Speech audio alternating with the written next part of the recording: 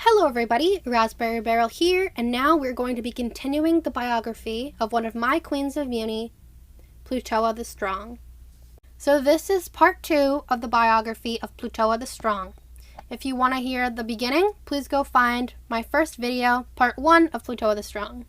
Please forgive me if I stutter, hesitate, or mispronounce anything, and for any noises in the background. Where we left off, Plutoa and Athena had battled and then talked to each other, and Athena gave the throne to Plutoa, who was very excited and was ready to start a new time of change and repairing the kingdom and unveiling the truth.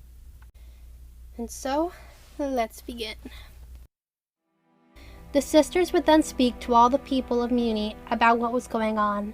They told the people the real story of the last several years and how they had all been lied to. Though many people were worried and confused, most seemed overjoyed to hear the truth and learn that Solas wasn't some evil queen. There were the small few, though, that appeared to not believe what Plutoa was saying, and who held some resentment for her. The sisters asked if everyone could please play their part in fixing up the city from the previous day's destruction. Lastly, Plutoa ordered a specific people from the council, who were responsible for the years-long mess, to be locked up. Plutoa and Athena would next go check on all the people who were placed in the Mewni hospital. Plutoa saw her brothers and ran toward them, happy to see them and that they were recovering well. "Congratulations, Your Majesty," Beryl said to her. Once again, Plutoa thanked her followers for their help and apologized. Although not many were lost in total, Plutoa asked for a moment of silence for those anyways. For the next few days, the sisters discussed things with one another, such as what was next, and they decided a festival would be a nice upbeat thing to do after finishing fixing things. After a long day of talking, they went to sleep. And the next day, Plutoa would go on a small trip back to her home with her followers. Mother Quinn was so happy and proud of Plutoa when she saw her. Plutoa hugged her and thanked her for all she had done for her and giving her a great life. Plutoa then explained that she was moving into the castle immediately, and was there to say goodbye to everyone and grab her things. Plutoa said although she wished this mess didn't happen, she wouldn't have wanted to give up the great life she had with them. She added that they were welcome to visit any time, and she definitely wasn't leaving their lives for good. The rest of the week was spent on repairing the kingdom, planning the party, and the sisters bonding. It was Spartak 42nd, and the sisters were in the throne room discussing how they decorate, when suddenly a figure entered the room. The sisters stared, wondering who it was. Why were they interrupting them? The figure suddenly pulled down their hood, and it was revealed to be former Queen Solas. She stared at them with a smile and tears. Plutoa then began to cry, realizing that it was her. She thought she'd never get to see her. Solas quietly said hello, and the sisters ran down to hug their mother, who they barely knew but had missed so much. The sisters and mother had loads of fun talking with one another and getting to know each other. Solas was so happy to hear that they were okay. Plutoa asked what she had been doing, but Solas said it didn't matter. She'd explain more later. And they then decided to make the festival even bigger, longer, and grander, modeling it partially after the festival Solas threw in 1084. They had the people gather in the courtyard to hear some announcements. Plutoa thanked everyone for their hard work rebuilding the town and castle. She then also presented her mother to the people, saying that Queen Solas had returned. The people gasped. Although they had now been told the truth, they were still accepting it, and couldn't get rid of their preconceptions of Solas as evil. Solas spoke, saying she apologized for all that had happened. She hoped they were all well, and didn't feel she abandoned them. She did what she thought would cause the best outcome. The family then officially announced the festival that would be held, honoring the end of the war, confusion, and the return of their princess and queen. It was Spartak 48th, and the family was around the table discussing the last preparations for the festival.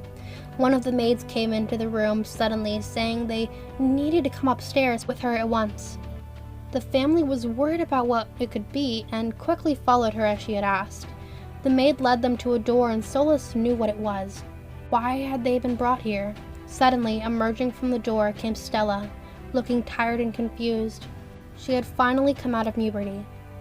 Solas ran up to her and hugged her, her eyes full of tears. Plutoa and Athena both stood confused.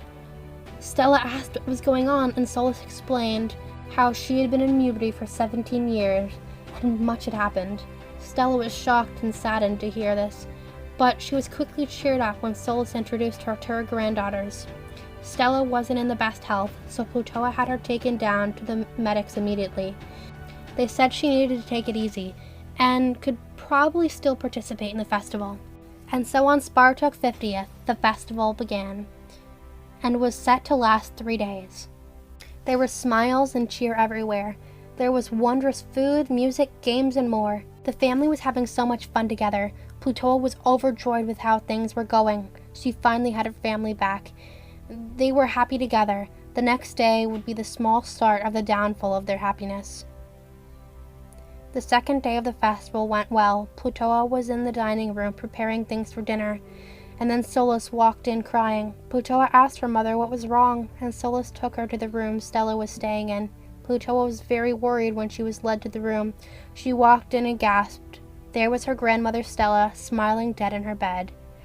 The last day of the festival was dedicated and in honor of Queen Stella, celebrating her life, mourning her death, and burying her in the crypts of Butterfly Castle. During the next week, the sisters would spend most of their time with their mother, comforting her while she dealt with the death of her mother. Solas was so happy looking at her daughters and who they had become. Solas told her daughters how proud she was of them and that she loved them so much. After their week of fun together, Plutoa rose up in the morning happy, wondering what fun things she would do that day. She saw a note as well as a photo sitting on her desk and wondered what it could be. She picked up the note and began to read, and as she read, she began to breathe deeply and cry. The letter was from her mother Solas. It said that she was leaving back into the woods. She wrote that she had a wonderful time and that she loved her and her sister very much, and she knew that her daughter was going to make a great queen. Plutoa was so filled with rage and started slightly dipping down and began to break her desk. She stared out her window at the woods and screamed. She truly felt abandoned and betrayed. Athena also didn't take the news of their mother leaving well, but she was able to stay more composed than her sister. Plutoa hugged her sister with tears in her eyes. She finally had her family back, and now she only had Athena. Athena felt it was her turn to really show Plutoa some of the things she had been missing and make her smile. That night, Athena introduced Plutoa to the Mewni TV, and they watched a movie together. Athena's 13th birthday came, and the sisters had lots of fun celebrating together. And then the following day on August 8th, Plutoa would be crowned queen. Once coronated, Athena handed Plutoa the royal family magic wand, passing it on to her sister. The wand took the form of a dark blue staff wand with white wings, 2 gray inward-facing spikes at the top, and the crystal a bright red sideways crescent moon. Plutoa would also be given the magic book of spells, which she spent much of her time studying for the next few weeks. Plutoa studied the book, trying to make sure she understood the kingdom's history and catch up to where she would have been if things didn't play out the way they did. After about a week with the book, I finally appeared before and introduced myself to the new queen, who was slightly frustrated I didn't meet her earlier. Getting used to the castle and royal life was a bit hard for Plutoa. She wasn't used to all the luxury, but she tried to understand and accept it. It was much easier with her sister beside her. Despite all the distractions around her, Plutoa couldn't stop thinking about the past, about her mother. She was so angry. She decided to just try and ignore her feelings and keep them inside. She wanted to be happy, and still felt she had a lot to do and make up for. Plutoa tried to get more active in the lives of the citizens of Mewni, but many still had not accepted or trusted her, making Plutoa feel worse. On Norvath 72nd, 1104, Plutoa felt she could no longer contain her anger and sorrow. They were in the garden, and Athena would see that she was going through something and told her to talk to her about it. Plutoa wanted to talk, but at the same time didn't. Athena continued to tell her sister to talk to her until finally Plutoa had enough and started yelling at her. Athena looked into her sister's eyes in fear. They were now red. She hadn't seen this red since they battled, and Plutoa was holding her by the neck of her dress. Plutoa saw the fear in her sister's eyes and tried to calm down and stop herself. She couldn't stop. She knelt down on the ground and screamed up into the sky, and a beam of energy seemed to shoot from inside her. Athena watched in fear, having no idea what was going on, and neither did Plutoa. After a few minutes it stopped, and Plutoa laid unconscious on the ground. When Plutoa awoke, it was a few hours later, and Athena had brought her to her room and stayed beside her. Plutoa apologized, saying she had no idea what happened, and she should have opened up sooner. She wanted to be strong and not worry about the past and things she couldn't change. Plutoa and Athena would then spend the rest of the night discussing their feelings. Although Plutoa opened up and felt better, the pain was still inside her and would become a great fuel for power. Plutoa's 16th birthday came in 1104, and Plutoa was thrilled to be celebrating her birthday with her sister and many people from her village, including Mother Quinn and her brothers. On the anniversary of her battle, Plutoa finally saw the red in a dream again. It told her she did well, and things were to be as they should. Plutoa awoke with a strange feeling after the dream. She didn't know if she was happy, sad, or scared. She wondered if that was it with the red. After a year studying magic and having the wand, Plutoa would experience Mewni, and then Athena not long after her. Both sisters were happy things went fine, and the other was okay. After giving the wand to her sister, Athena didn't do much with magic, but she would still join and watch Plutoa while she was trying to do it herself. As time passed, Plutoa got more used to her royal luxury, trying to enjoy all of it to the fullest. Athena feared she was beginning to act a small bit entitled, and so just tried to explain it to her sister and push her in the right direction. Plutoa realized what her sister said and tried to calm down. She then invited many of their friends and family to the castle to spend time together, trying then to share the things she had. In 1105, Athena started traveling around, wanting to see the interesting kingdoms and worlds. Plutoa would accompany her on some occasions, but of course felt she needed to stay in Mewni due to being their queen. Plutoa felt most things in the kingdom were fine. At the time, though, she didn't know what there was for her to do. Plutoa would eventually decide to start looking for someone to be her king and help her produce an heir, and keep her company. She went on a few dates with people, but felt it was really weird and awkward due to her already being queen. Plutoa was able to maintain a relationship with a boy named Elliot of the house Miltree for a while, but they didn't end up connecting very well, and so split. Plutoa continued trying to find a king, but decided to enjoy some of the castle benefits again, as well as reading the spell book, practicing her magic, and trying to develop her own spells. In 1106, Plutoa would take a small vacation back to her old home. Athena had just left again on another trip, and Plutoa started to feel lonely once more. Plutoa was thrilled to see her town again. It hadn't been that long since she'd seen them all, but it felt like too long to Plutoa. While there, Plutoa cooked with Mother Quinn, sparred with some of her old friends and followers, and had lots of fun with Grayson and Beryl. Athena made sure she was still communicating with Plutoa and sent her lots of messages. The sisters might not have been spending as much time together then, but they were still close. Plutoa enjoyed her sister's messages and photos of these places, but did wish she could be there with her, and didn't feel any better when Athena started sending pictures with her new boyfriend Adam.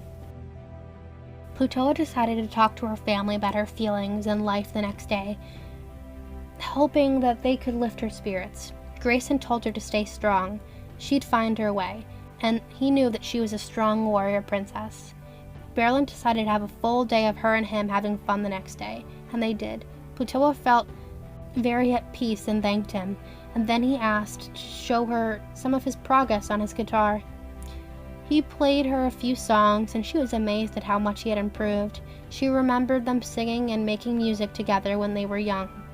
Beryl then said he had one last song to play for her, that he had made just for her. Plutoa was excited and listened to the song.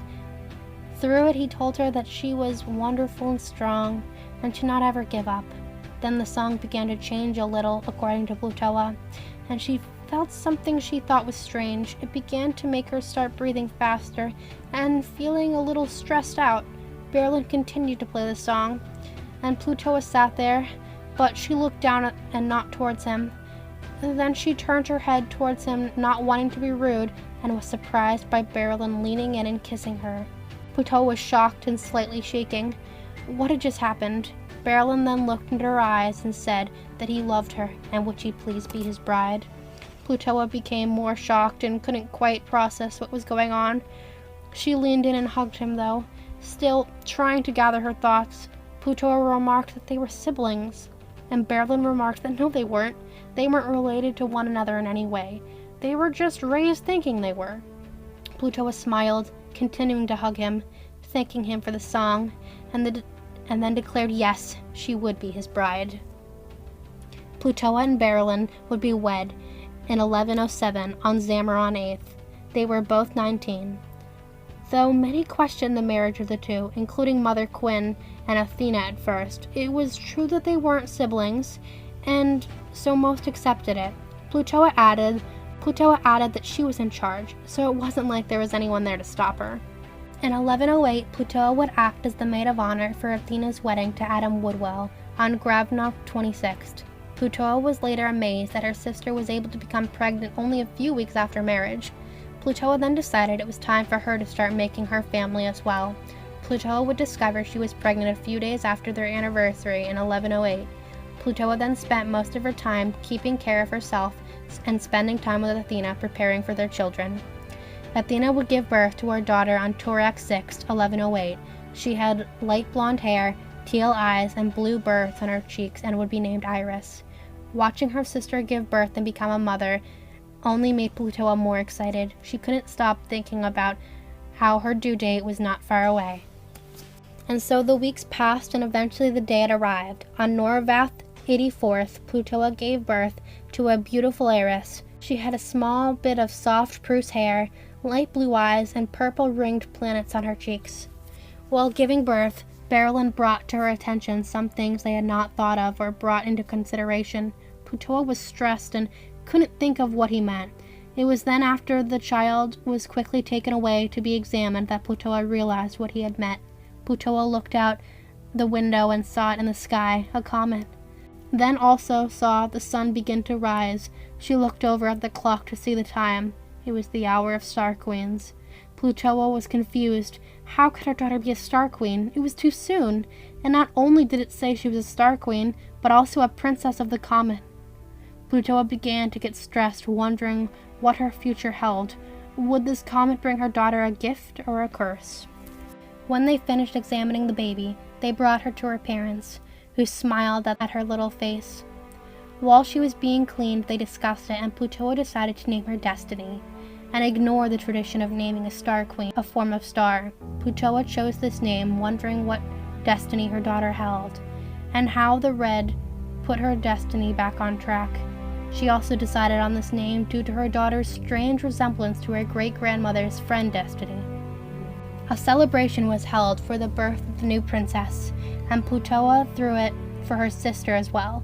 Both sisters were ecstatic with their children and for what was to come. The sisters spent lots of time together raising their children, happy to have one another when they needed them. Throughout the years of Plutoa's return, there were several small uprisings from those who opposed Plutoa, protesting for her to leave and still believing she was bad. In 1112, it was the worst of them all, though. People felt Plutoa hadn't contributed anything really yet, just fixed some things she caused. Some of these opposers believed that Plutoa cast a spell on her sister, forcing her to give her the throne. This uprising was led by the rest of the Shruvan family and the royal Jagi family, who were close to Lady Shruvan. Plutoa was not prepared to wake up to the castle being invaded. She and Beryl quickly ran out of their room, and Plutoa pushed some people back with her magic. Beryl went to get the babies, while Plutoa ran to Athena and Adam. When Plutoa got to their room, she was too late, and they were also being attacked. Adam was fighting back, and Plutoa could see that Athena was injured on the ground. Plutoa quickly blasted the attackers and yelled to Adam to carry Athena to the castle bunker. They ran while Plutoa stayed back and fought to give them a head start. Once enough time passed, Plutoa met the rest there. Plutoa checked to make sure everyone was there, and then went and tried to cast a healing spell on her sister. The spell appeared to be working, but would take some time. Plutoa was furious, wondering what was happening and who was responsible. Plutoa told her family all she could about the bunker and what to do if they thought they weren't safe. She then went back out to fight and help any she could find back to safety. After making sure most of the citizens were fine, Plutoa knocked all the invaders away from the castle and raised the security. She then gathered the council to discuss what was to be done. The opposing sides sent their demands for the fighting to end, but Plutoa wouldn't agree. Plutoa gathered her followers, asking if they would please help her once more to defend the kingdom, and they agreed. Plutoa then sent some of the citizens, Mother Quinn, Athena, and Iris and Destiny, to the Spider-Bite Kingdom, who agreed to watch over them so they wouldn't be near the fight. Plutoa had hoped that things would end quickly, but after 2 days of fighting, she realized they wouldn't. Plutoa fought along with her army, but as she fought, she wondered why these people really opposed her. Was she really a bad queen?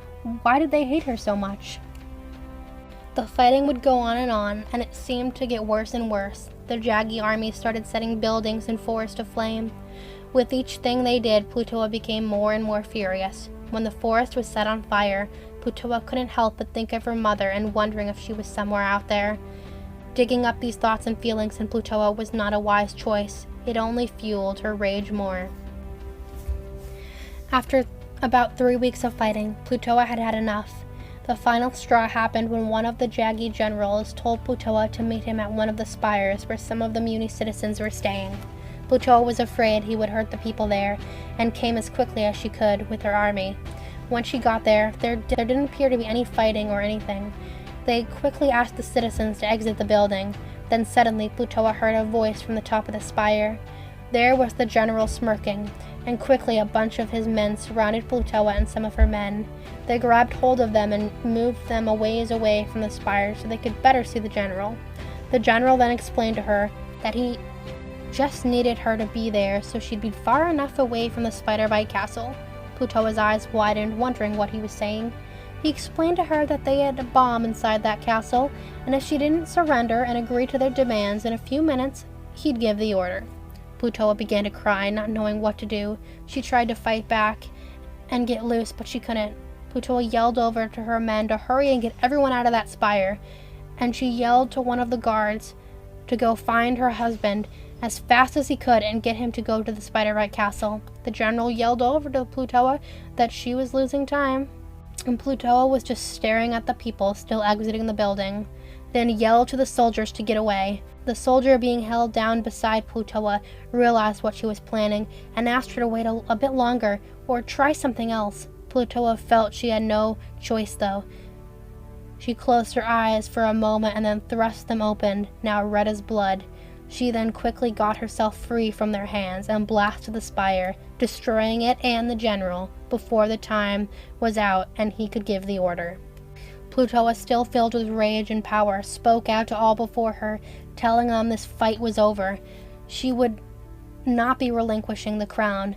They didn't have to love her, but they couldn't act like this. She snapped her fingers, knocking the opponent's guards out, and then teleported herself and her army to the Spider-Bite castle, sending some of them to protect the people and find the bomb, while she and the rest went to the Jaggy castle. Plutoa succeeded in her goal and ended the battle. She locked up the remaining Shruvens who opposed her, as well as King and Queen Jaggy, who supplied weapons and soldiers. But she left Prince Jaggy in charge of his kingdom, feeling he wasn't that bad. All the people in Spider-Bite castle were safe, and the bomb was found and disposed of. And that made Plutoa happy, specifically that her family was safe. After all was over and figured out, Plutoa's powers surged and red eyes began to fade. Plutoa then spent time taking care of her sister, who would still be in the clinic for a few days.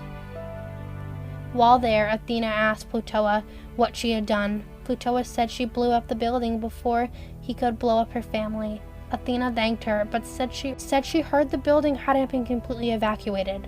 Plutoa had killed innocent people, and this wasn't going to make the people like Plutoa anymore. Plutoa would dwell on her sister's words and think of what she could have done, and although regretful, Plutoa felt she did what had to be done. After the battle, Athena decided to have another child, who would be born in 1113 and be named Calliope. The birth of her second niece was just the thing Plutoa felt she needed to cheer herself up from these hard times. During Destiny's toddler years, Plutoa would often read her the magic book of spells and the history of Mewni. They also enjoyed going outside and chasing butterflies, frogs, squirrel corns, and rabbits, playing music with Beryl, and spending time with family. The mother and daughter had a great relationship, though Plutoa had a bit of an attitude and was easily angered, and Destiny would start to take notice of this around the age of 7. Destiny had an energetic and charismatic personality that sometimes frustrated Plutoa, who didn't mean to sound so scary and harsh, but her tone when she was frustrated gave Destiny that impression. Mother Quinn would pass in 1118, leaving a scar in Plutoa. All her parental figures were now gone. Plutoa would be going through a hard time with this and all the other pain that built up inside her. Plutoa still struggled with people not liking her, and some people changing sides after what had happened at the spire.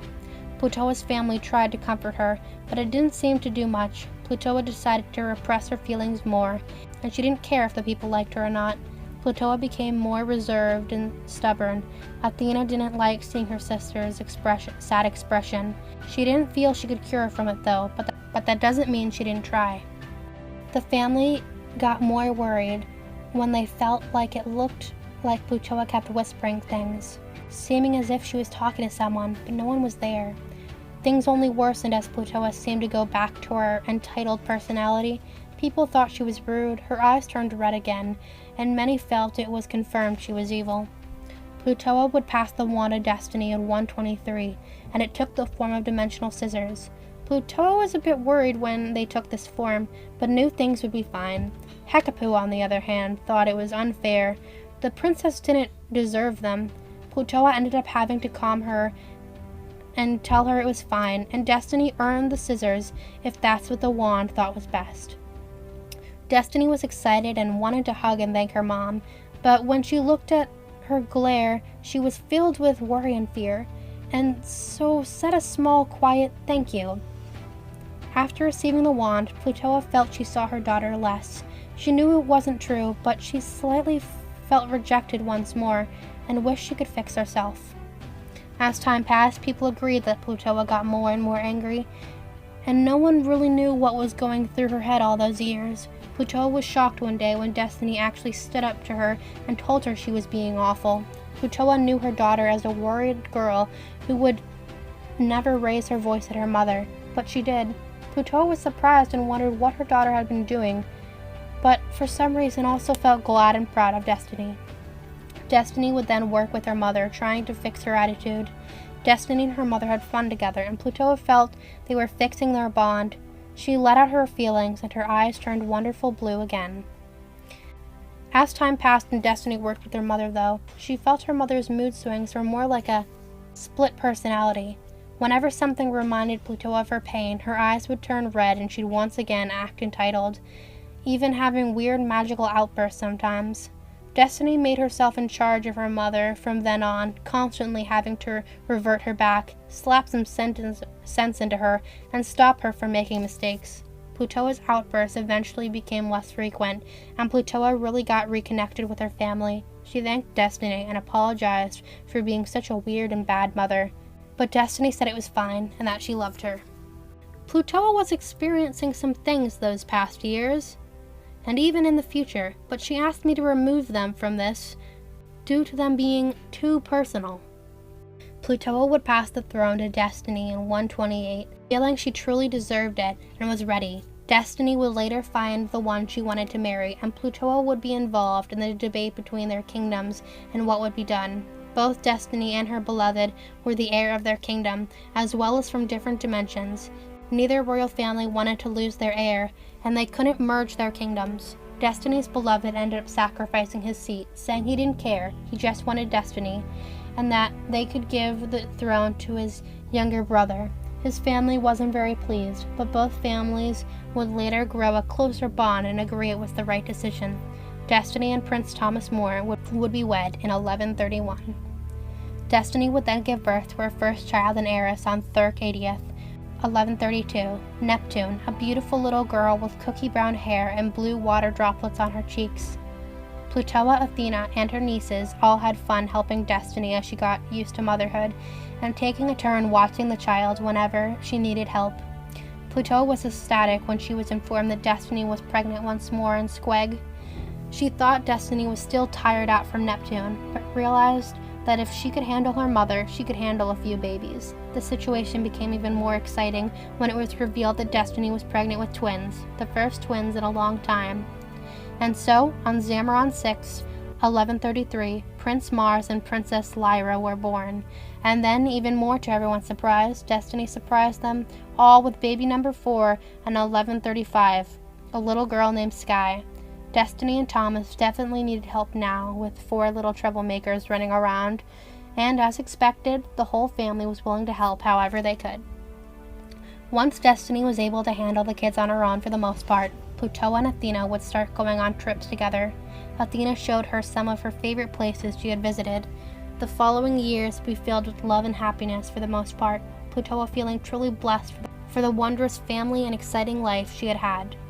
It was Darturk 1143, and they were having a party celebrating the 40th anniversary of Plutoa regaining the kingdom, and the sisters reuniting. It was a grand event and everyone had fun. After a long day reminiscing and partying, Plutoa went back to her room to get some sleep. When she entered, she thought she heard something. She sat her drink on her nightstand and looked around, but no one or thing was to be seen. Plutoa told herself it was all in her head and continued preparing for bed. Athena would go to her sister's room the next day to see if she was all right. She hadn't seen her all morning, and Plutoa didn't usually sleep in so late. She opened the door, and it was the worst she could have imagined. Plutoa was lying on the floor dead. It appeared she was poisoned. Athena was outraged, as well as the rest of the family. Eventually, they found the culprit. He was a man that served in the army during the battles against the Jaggies. He was next to Plutoa during the battle at the spire and asked if she could please just wait a little longer to make sure everyone got out, but she didn't, and his family died inside by her hand. Athena apologized to the man for what had happened to his family, but said it didn't make up for him murdering her sister. He would be sentenced to life in the dungeon. Plutoa's funeral and burial in the crypts of Butterfly Castle occurred on Spartuk 42nd, marking the true end to the Age of Grief. The family all told stories of their strong queen, who had some troubles in life, but everyone does, and she tried hard to do well and then make up for them. Plutoa takes her seat on the throne. And that was the biography of Plutoa the Strong. I hope you all enjoyed this biography and felt that it was worth the wait. The next biography I'll be making will most likely be Plutoa's daughter, Destiny Dimensional Queen. But that should take some time to finish making and then make a video of. There is one element from the story that I want to explain that many of you probably don't understand if you were on my DeviantArt and looking at my art. In the pictures, I do talk a little more about elements of my story and stuff, but in the story, it does mention a comet, and many of you might have been a little confused about that. But in my story, there's this thing where you could be a star queen, and there's also comet princesses. And comet princesses, it's in the time it takes usually for 7 reigns, a princess will be born during a comet, and this comet will either grant her a great power or a curse. And so you might have basically been able to figure that yourself, but there's your explanation if you didn't. If you want to see more of my art and art of Plutoa, please go check out my DeviantArt. And so once again, I hope you all enjoyed this biography, and see you next time. Hope you're all doing well. Goodbye. RaspberryBeryl, signing out.